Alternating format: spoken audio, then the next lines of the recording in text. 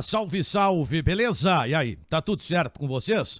Bom, gente, eu tô chegando nesse vídeo para falar do empate com sabor de derrota para o Grêmio lá em São Paulo. A postura dos dirigentes, algo que teve sim a participação do técnico Wagner Mancini.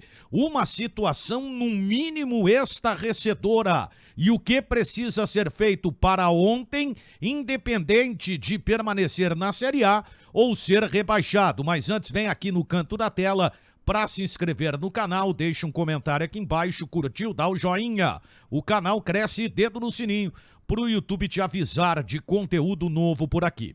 Para não dizer que eu fico toda hora pegando no pé, Wagner Mancini fez o correto, manteve praticamente o mesmo time que goleou o São Paulo na Arena do Grêmio. E claro, a mudança foi a presença do Jonathan Robert, já que o Douglas Costa acabou recebendo aquele cartão amarelo na partida contra o São Paulo, ficando de fora deste jogo decisivo lá na Neoquímica Arena. Eu gostei demais da postura do Grêmio no primeiro tempo, um time dono das ações, impedindo o Corinthians de chegar na sua área, fazendo com que o adversário até tivesse mais posse de bola, mas é aquela coisa da posse de bola improdutiva, não tendo oportunidades de gol. O Grêmio até, embora mesmo bem superior ao adversário do jogo, poderia ter criado um pouco mais, mas acabou indo para o intervalo com a vitória de 1-0. Bom, aí veio o segundo tempo e tem uma situação interessante, porque como é que se esperava o jogo, o começo da partida? O Corinthians indo para o ataque, afinal de contas estava jogando em casa, tinha muita coisa em jogo no que se refere à expectativa da torcida para que o Corinthians vencesse e automaticamente rebaixasse o Grêmio para a Série B. Bom, mas o Grêmio não deixou o Corinthians jogar desta forma. E aí o que eu pensei? O Grêmio vai manter a mesma postura no segundo tempo, é nítido. Até porque o Corinthians criou muito pouco, para não dizer quase nada. E aí acontece o diferente. O Grêmio adota uma postura de recuo, com as suas linhas mais posicionadas no seu campo, no famoso jogo reativo, né? Optando por uma saída em velocidade para o ataque, ou seja, querendo jogar no contra-ataque. E o Corinthians continuou tendo a posse de bola, mas também não criando tanto assim. Mas o Grêmio começou a se descuidar na marcação. E aí foi o grande equívoco. O problema foi a saída do Thiago Santos, desestruturou o meio de campo do Grêmio em relação à marcação, ele que mais uma vez vinha fazendo um bom jogo. Mas deu-se liberdade para o Renato Augusto, que acabou fazendo um golaço. Não foi o único o gol, é a característica do Renato Augusto e uma marcação realmente displicente do Grêmio, proporcionando ali na finaleira o gol de empate do Corinthians. Pelo que foi o jogo em si, 1-1 foi injusto. Pela trajetória do Grêmio no Campeonato Brasileiro, não dá para dizer que não foi injusto, mas uma coisa é o jogo e a outra é a competição. Mas a grande questão é, por que o Grêmio não adotou a mesma postura do primeiro tempo para a segunda etapa? Claro que o Silvinho deu uma mexida, reorganizou o time do Corinthians, mas igual a equipe não criou tantas oportunidades assim. Teve aquele chute do William que o Gabriel Grando fez uma grande defesa. Mas se o Grêmio tivesse repetido a postura do primeiro tempo, poderia de fato ter vencido o jogo. O Grêmio chamou o Corinthians para o seu campo, esta que é a realidade. As mudanças, eu não critico o Wagner Mancini, ele fez aquilo que podia. Mas tem uma situação que realmente não dá para entender, a gente não tem o dia a dia. Hoje o trabalho é muito mais limitado, né? As coletivas, elas são realizadas virtualmente, né? E não mais com a presença do repórter no estádio, que acaba não acompanhando o treinamento, e aí não se tem algumas informações. Mas ora, se o Alisson, e eu não estou defendendo a titularidade do Alisson, eu estou avançando na discussão, se o Alisson ficou 4 dias sem treinar, não tinha condição, por que esse jogador estava no banco de reservas?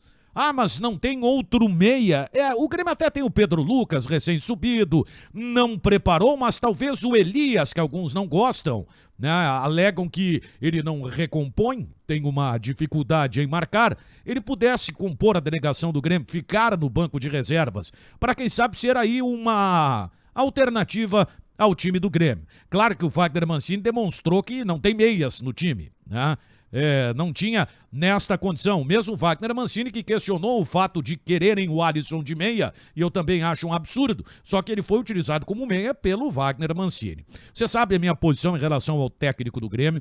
O único reparo que eu falei é a postura do time no segundo tempo. Acho que não foi um dos piores jogos do Wagner Mancini, já fez coisa muito pior no comando técnico do Grêmio, mas ele não é treinador para o Grêmio. E este é um caso a se rever, independente de permanecer na Série A ou na Série B.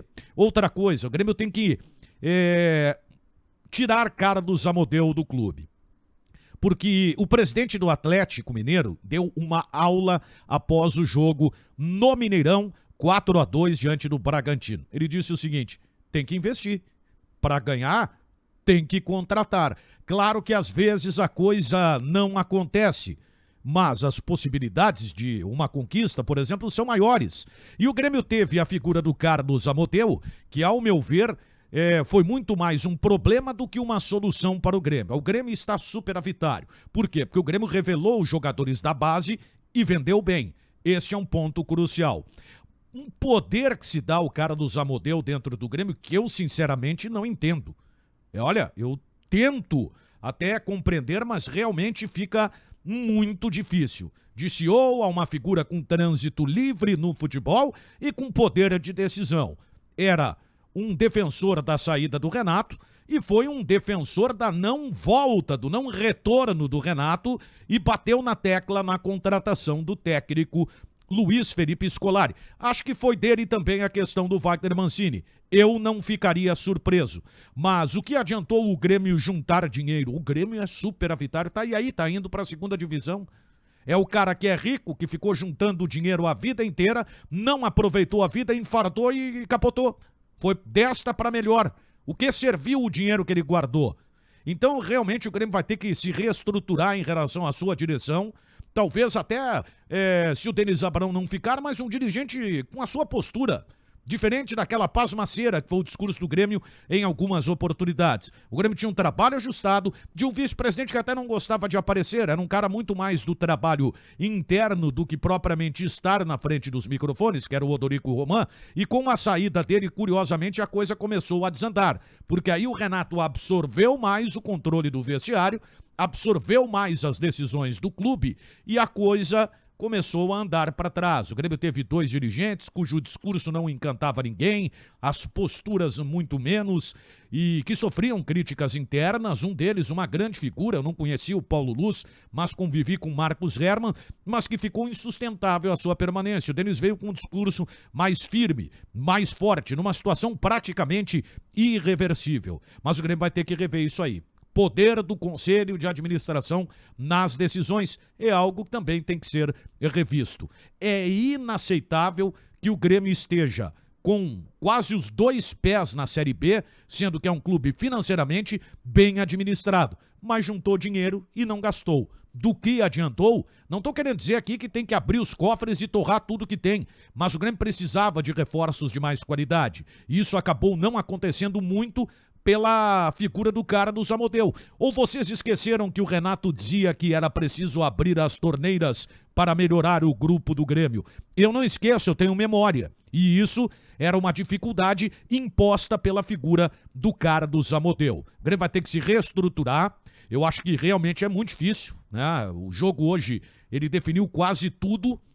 É pouco provável que o Grêmio se mantenha na Série A, não sei o que você, torcedora do Grêmio, acredita, mas a mudança ela tem que ser considerável. O Grêmio vai ter que reformular o grupo de jogadores. Olha, se o Atlético quer o Thiago Santos, que foi bem no jogo, hein? Leva o Thiago Santos. Se alguém quer o Lucas Silva, leva o Lucas Silva. Jeromel, Kahneman, eu acho que até o Jeromel ainda vai ficar, principalmente se o clube for rebaixado, mas o Grêmio precisa mudar, né?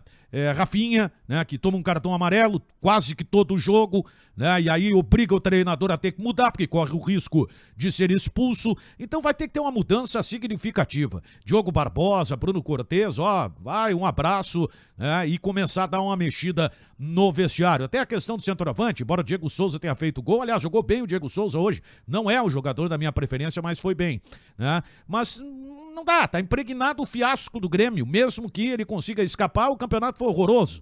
O Grêmio tá desde a segunda rodada no G4. E eu acho que o presidente Romildo, que não quis se manifestar publicamente sobre as mudanças, já tem ciência do que está acontecendo e ele precisa rever principalmente essa estrutura do Grêmio, porque esta estrutura também está ajudando a derrubar o Grêmio. E o presidente, nesse aspecto, tem a sua responsabilidade, porque deu poderes a mais para quem não precisava, ficou refém de algumas posições internas dentro do clube, mesmo que ele pensasse o contrário, e nesta hora ninguém aparece. Mas a verdade é que algumas figuras do ambiente do Grêmio levaram o tricolor nesta situação. É muito fácil colocar só na conta dos jogadores, mas isso estava sendo alertado, gente.